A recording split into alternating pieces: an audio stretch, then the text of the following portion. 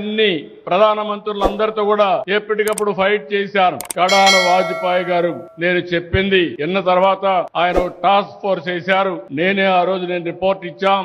ఆ రిపోర్ట్ ఆధారంగా చేసుకుని డీరెగ్యులేషన్ అండ్ టెలికమ్యూనికేషన్ సెక్టర్ లో తీసుకొచ్చారు.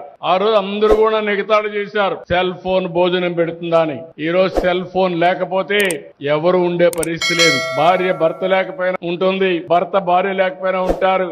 ఒక్క నిమిషం సెల్ ఫోన్ లేకపోతే పిచ్చి బడ్జెట్ అవుతుంది. సెల్ ఫోన్ ఒక నిత్యావసర వస్తువుగా తయారైంది. కానీ ఈ రోజు ఆ సెల్ ఫోన్ ని దుర్వినియోగం చేసే పరిస్థితిలో కూడా ఉన్నాం. కానీ ఆ సెల్ ఫోన్ ని సద్వినియోగం చేసుకుంటే ప్రపంచంలో ఎక్కడున్నా ఎలాంటి ఇబ్బందులు లేకుండా ముందుకు పోయే పరిస్థితి వస్తుంది. నారా చంద్రబాబు నాయుడు గారు 90s లో నేను హైదరాబాద్కి షిఫ్ట్ అయినప్పుడు, ఆయన ముఖ్యమంత్రిగా అయ్యి కొన్ని సంవత్సరాలు అయిన తర్వాత రోడ్ల మీద వెళ్తున్నప్పుడల్లా మాకు 2020 విజన్ స్టేట్మెంట్ అనేది